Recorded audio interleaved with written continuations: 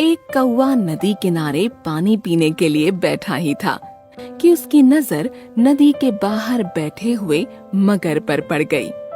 उस मोटे ताजे मगर को देखकर मांसाहारी कौवे के मन में लालच पैदा हो गया।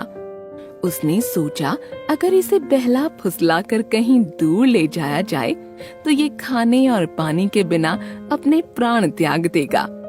इसके बाद इसका स्वादिष्ट मांस बहुत दिनों तक खाने को मिलेगा। मगर भाई क्या हाल चाल है? सब ठीक ठाक है। अरे भाई यहाँ छोटी सी नदी में व्यर्थ ही पड़े हो। यहाँ से कुछ दूरी पर बांध बनाया जा रहा है। कुछ दिन में इस नदी में पास की फैक्ट्रियों का गंदा पानी आएगा और इसे विषैला बनाएगा। यहाँ की मछलियाँ समाप्त हो जाएंगी। इस नदी का पानी भी कुछ ही दिनों में कम हो जाएगा। तब यहाँ कैसे रहोगे बताओ? यहाँ से कुछ दूर एक बहुत बड़ी नदी है, उसका पानी भी बहुत अच्छा है, मछलियाँ भी हैं। चलो वहीं चलते हैं। कौवे की बात सुनकर मगर मन ही मन सोचने लगा कि ये एक अपरिचित है और एक अनजानी जगह पर ले जाने की बात कर रहा है। इसकी बात मानने से बड़ा धोखा हो सकता है। मेरी बात सुनो कौवा भाई, मैं यही ठीक हूँ। मगर भाई मैं जिस नदी की बात कर रहा हूँ उसकी बड़ी बड़ी मछलियाँ बहुत स्वादिष्ट है।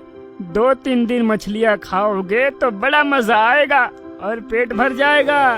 मगर पहले अपनी बुद्धि का उपयोग करके सावधान हो गया था, लेकिन मछलियों के लालच ने उसे अलग सपना दिखाना शुरू कर दिया। वो लालच में आ गया और कौवे की बात से सहमत हो गया। ठीक है कौवा भाई, जब इतना कह रहे हो तो मुझे भी तुम्हारी बात मान लेनी चाहिए। चलो मैं तुम्हारे साथ चलने के लिए तैयार हूँ। मगर कौवे के साथ चल पड़ा। वो नीचे चल रहा था और कौवा ऊपर उड़ रहा था। रास्ते में चलते चलते मगर काफी थक गया, लेकिन उसने हिम्मत नहीं हारी और चलता ही रहा। कौवा भी उसे आशा बंधाता रहा। धीरे धीरे शाम हो गई। वो एक घने जंगल में पहुंच चुके थे। आसपास कोई नदी नहीं थी। कौवा मन ही मन सोचकर खुश हो रहा था कि उसकी चालाकी सफल हो गई। कौवा भाई, ये तुम मुझे कहाँ लेकर आ गए? यहाँ तो आसपास कोई नदी भी दिखाई नहीं पड़ रही है। मैं तो तुम्हें यहीं ले आना चाहता था। अब यहाँ से लौटना तुम्हारे लिए मुश्किल है। तुम्हें तो सही रास्ते का भी पता नहीं है। अब बचकर कहाँ जाओगे? मैंने कभी मगर का मांस नहीं खाया है। मैंने लालच में आकर तुम्हारी बात मान ली और धोखा खा गया।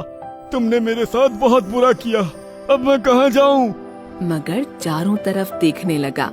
उसे घने जंगल के अलावा कुछ नहीं दिखाई पड़ रहा था। जंगल का रास्ता भूल भुलैया नजर आ रहा था। इसी बीच एक आदमी बैलगाड़ी से आता हुआ दिखाई पड़ा। सुनो भाई, मुझे एक कौवे ने धोखे से यहाँ फंसा दिया है। मेरी मदद करो, मुझे नदी तक पहुँचा दो। तुम्हारा बहुत एहसान मानूंगा।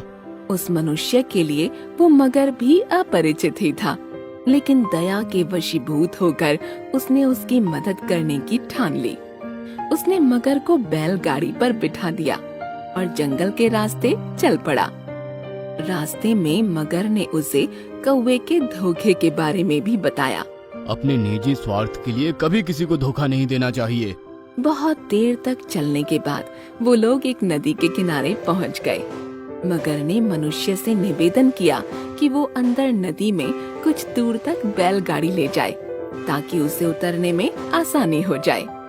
उस आदमी ने मगर की वह बात भी मान ली और जब मगर बैलगाड़ी से नीचे पानी में उतरा तो उसने एक बैल का पैर पकड़ लिया।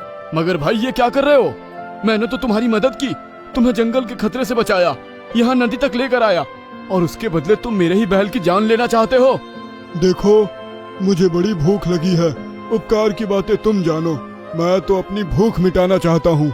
और मनुष्य बड़ा दुखी हो गया और आसपास देखने लगा। उसे किनारे पर एक खरगोश दिखाई पड़ा। अरे मनुष्य भाई, ये दुष्ट मगर है। इससे वफादारी की उम्मीद मत करिए। दुष्ट के साथ दुष्टता का ही व्यवहार करना चाहिए, तभी दुष्ट रास्ते पर आते हैं। उस आदमी ने चाबुक और डंडे से मगर पर वार करना शुरू कर दिया। फिर भी मगर बैल का पैर नहीं छोड़ रहा था। रुक जा मगर, अब मैं तेरी दोनों आंखें फोड़कर तुझे अंधा बनाऊंगा, सारे जीवन भर तरसाऊंगा। अंधे बनने की कल्पना से ही मगर चिंतित हो गया और उसने झट से बैल का पैर छोड़ दिया। तब तक वह बहुत घायल भी हो चुका था। वो अपनी जान बचाने के लिए नदी के अंदर चला गया। आदमी के बैलगाड़ी का बैल सुरक्षित हो गया और वो सभी नदी से कुशलता पूर्वक बाहर आ गए। इसीलिए कहते हैं कि दुष्ट पर विश्वास नहीं करना चाहिए, दुष्ट के साथ दुष्टता का ही व्यवहार करना चाहिए।